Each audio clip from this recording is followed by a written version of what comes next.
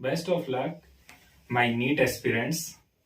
आप सभी को बहुत खुशी होगी, बहुत एक्साइटमेंट होगा क्योंकि कल के एग्जाम के बाद आप डॉक्टर हो जाएंगे।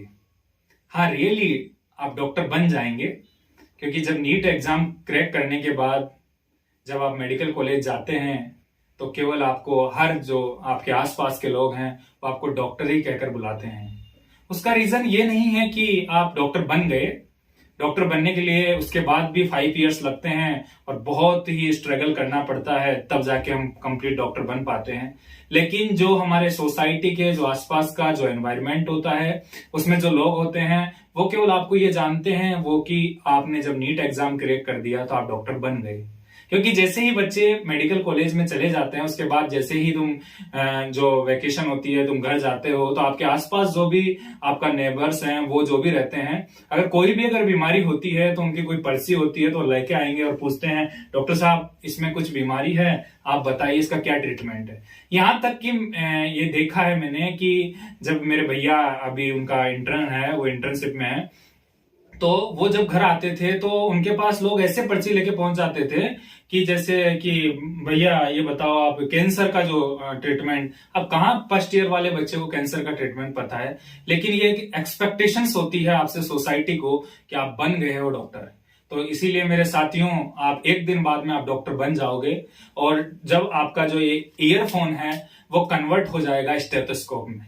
तो ये रियल फीलिंग होती है डॉक्टर की कि जब स्टेथोस्कोप आपका जो आज ये ईयरफोन जो आपके गले में लगा हुआ है वो आपका एक दिन बाद में स्टेथोस्कोप में चेंज हो जाएगा। तो इसके लिए आपको बहुत एक्साइटमेंट भी होगी।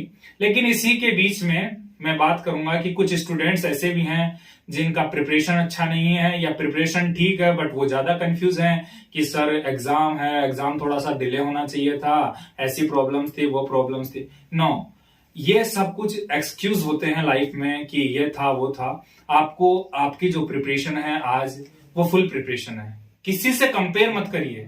लाइफ में अगर कुछ सीखना है ना तो एक जरूर चीज सीखिए कि कंपेयर किसी से नहीं करना है। जो कंपेयर करना है वो खुद से ही करना है और हमेशा खुद से स्ट्रगल करना है कि जो करना है वो खुद से करना है।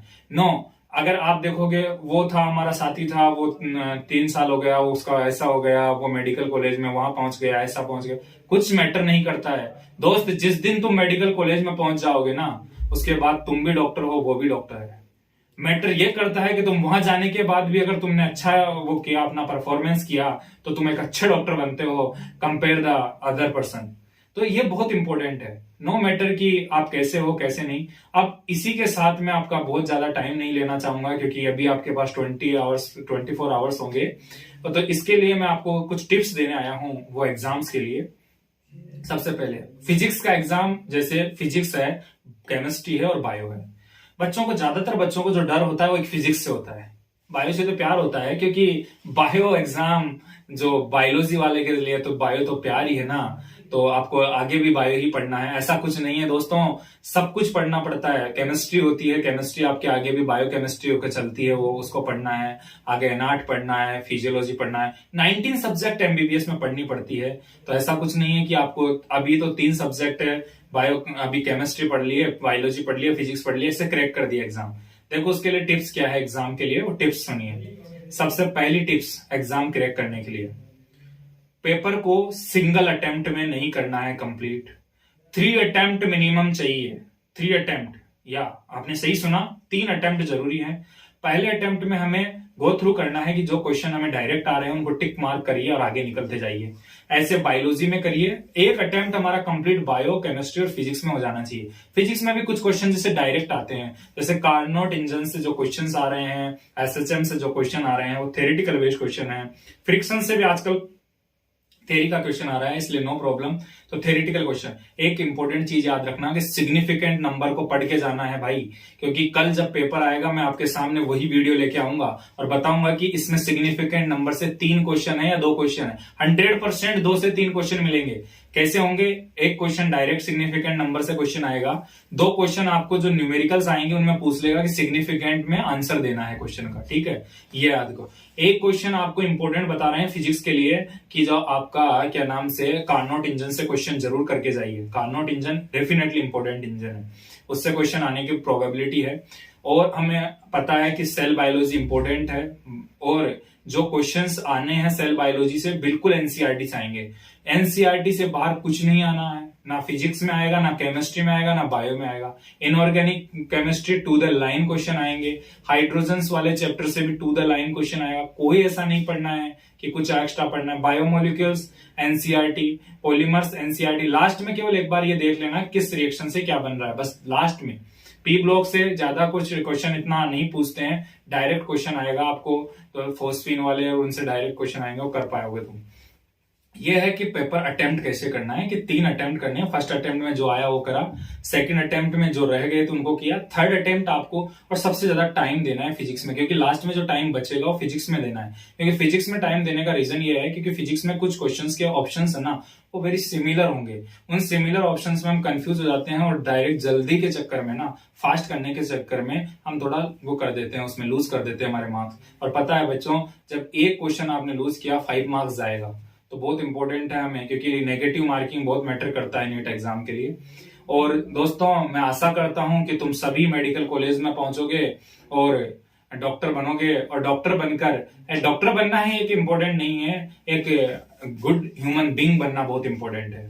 क्योंकि आज की सोसाइटी में डॉक्टर तो बहुत बन जाते हैं, लेकिन एक आपको अच्छा ह्यूमन बीइंग भी बनना है, हर एक को सपोर्ट करना है, और आने वाले टाइम में मेरे इस भारत देश के लिए एक इतना वो करना है कि अगर जब डॉक्टर तुम बने हो तो तुम्हारा दायित्व है, तुम्हारा फर्ज है, तुम्हारा जो ये है कि तुम्हें हमेशा लाइफ को सेव करने के लिए हमेशा एक्साइटेड रहना है। कभी ऐसा नहीं सोचना है कि हमारे पास आज हमें टाइम दो, हमें रेस्ट चाहिए, ऐसा चाहिए, नहीं। अगर 3 बजे भी कॉल कोई करता है, पेशेंट है और आपसे पूछता है, तो आपको उसके लिए हमेशा तैयार रहना है। यही सिखाता है एमबीबीएस आगे आप एमडी करोगे, पीजी करोगे, वो सब यही सिखाते हैं कि आपको एक अच्छा ह्यूमन बींग्स बहुत इंपॉर्टेंट है। इसी के साथ लास्ट में आपको एक चीज कहूंगा दोस्तों, कि कल का एग्जाम आपने लिखा, कुछ बंदे सेलेक्ट भी होंगे, कुछ बंदे सेलेक्ट नहीं भी होंगे, कुछ बंदी सेलेक्ट होगी, कुछ बंदी नहीं सेलेक्ट होगी, ये मेरा डायलॉग है। बट कुछ लड़कियां अगर सेलेक्ट होती है, कुछ लड़के सेलेक्ट होते हैं, तो ऐसा ना समझे कि उन्होंने सब कुछ अचीव कर लिया। जो नहीं सेलेक्ट होता है वो कोई फेल नहीं होता इस एग्जाम में, क्योंकि ये एग्जाम ओनली क्या होता है कि जितनी सीटें होती है उतने ही बच्चे इसमें जा पाते हैं। फेल कोई नहीं होता दोस्त, या तो आप सीखते हो या आप जीतते हो। 2 ही पॉइंट लाइफ में याद रखना, आप विनर हो हमेशा। आप ऐसा नहीं सोचना है कि आपने कुछ नहीं, या तो आपने लर्न किया है, कुछ सीखा है, या आपने जीता है। हमेशा कभी फेल नहीं हुआ एग्जाम। अब सबसे बड़ी लास्ट में एक पॉइंट बोल के जा रहा हूं, वो बहुत इंपॉर्टेंट है लाइफ के लिए। दोस्त, डॉक्टर बनना इतना जरूरी नहीं है जितना तुम्हें जरूरी है तुम्हारे माँ बाप के लिए एक बेटा और बेटी के रूप में देखना। क्योंकि जैसे ही मैंने आज ये भी सुना कि एक सुसाइडल केस अभी आया जस्ट, कि बंदा 526 मार्क्स लास्ट ईयर लाया है, 526 या 529, वो बंदा आज सुसाइड कर लिया।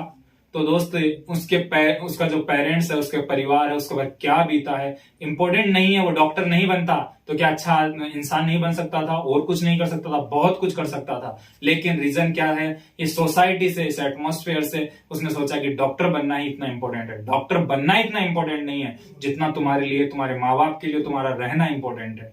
तो दोस्तों, इसीलिए मैं आपको एक चीज कहकर जा रहा हूं, ये आपको बहुत 2 बार मैंने रिपीट किया है कि लाइफ में इंपॉर्टेंट है तुम्हारा रहना, ये इंपॉर्टेंट नहीं है। एग्जाम डेली होते हैं, एग्जाम बहुत होंगे, एग्जाम यही खत्म नहीं होते। एग्जाम अभी हम एमबीबीएस में हैं तो इतने एग्जाम्स होते हैं कि डेली एग्जाम होते हैं, पता नहीं रहता है। कल अनाउंस हो गया आज कम्युनिटी मेडिसिन एग्जाम है, कल उसका एग्जाम है, पता ही नहीं रहता है। लेकिन वो एग्जाम एक लाइव रूटीन हो जाते हैं। दोस्तों, तुम्हारे भी लाइफ रूटीन में ही एग्जाम्स हो जाएंगे, आपको इस एग्जाम को इतना वो नहीं लेना है। नॉर्मल टेस्ट की तरह अटेम्प्ट करिए और अच्छा स्कोर करिए, हाई परफॉर्मेंस करिए, बुस्ट परफॉर्मेंस करिए, अच्छे मेडिकल कॉलेज में जाइए और अपने सपनों को अपने बुलंदियों तक पहुंचाइए, और हमेशा मोटिवेट रहिए, अपने साथियों को मोटिवेट करिए, और अपने मिलने वाले हर बंदे को, अगर 2-2 बंदों को भी अगर आपने मोटिवेट करना स्टार्ट कर दिया, तो लाइफ में आप ये सोचिए एक सोसाइटी में ऐसा एनवायरनमेंट क्रिएट होगा कि हर लोग आपसे मिलेंगे और सो कहेंगे कि इसने उस टाइम मोटिवेट किया था। तो एग्जाम से पहले आपको ये सब कुछ चीजें इसलिए बताई जा रही है क्योंकि ये आपके लिए बहुत इंपॉर्टेंट है। अब ये इंपॉर्टेंट नहीं है कि सर वो क्वेश्चन बता दो, क्या क्वेश्चन आ रहा है क्या नहीं, नो। इंपॉर्टेंट अभी यह है कि लाइफ को मेंटेन करना है, क्योंकि एग्जाम होते रहेंगे, आते रहेंगे। Best of luck again. और दोस्तों मेहनत करिए, आप कुछ नहीं करना है, अच्छे से नींद लेनी है। 8 से 9 आवर्स की नींद लीजिए, स्लीप होनी चाहिए। उसके बाद आप वापस मॉर्निंग में उठोगे, क्योंकि 2 बजे एग्जाम है। आराम से सफिशिएंट आपको जो भी वाटर इंटेक अच्छे से रखना है, क्योंकि बॉडी के अंदर क्या होता है कि जब हम बहुत ज्यादा वो हो जाते हैं तो हाइपर एक्टिवेट होते हैं, तो सारी वर्कआउट बहुत ज्यादा होता है बॉडी का। ब्रेन को ग्लूकोज लेवल चाहिए, इसके लिए हमें क्या करना है कि कुछ भी सप्लीमेंट प्रोडक्ट्स आपको लेते रहना है और बिल्कुल मस्त रहना है। एग्जाम में जब भी जाओ तो एक बात ध्यान रखना, घोड़े का चश्मा होना चाहिए। व्हाट इज मीन्स घोड़े का चश्मा? मतलब ये होता है कि आपको स्ट्रेट आपके पेपर पे, आपकी टेबल पे देखना है, ना इस साइड बैक साइड देखना है, ना लेफ्ट साइड ना राइट साइड। इसका रीजन ये इम्पोर्टेंट है।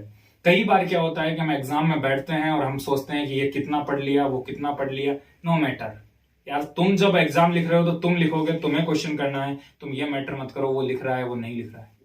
बाहर आने के बाद जब सब इक्वल होते हैं, जब पता लगता है कि वो कुछ नहीं कर रहा था, वो केवल मैप बना रहा है इंडिया का उसके अंदर। कई बार क्या होता है कि पॉइंट्स को मिलाकर इंडिया के मैप बनाते रहते हैं और हम सोचते हैं यार ये तो आया था तब से क्वेश्चन कर रहा है। ऐसा कुछ नहीं है।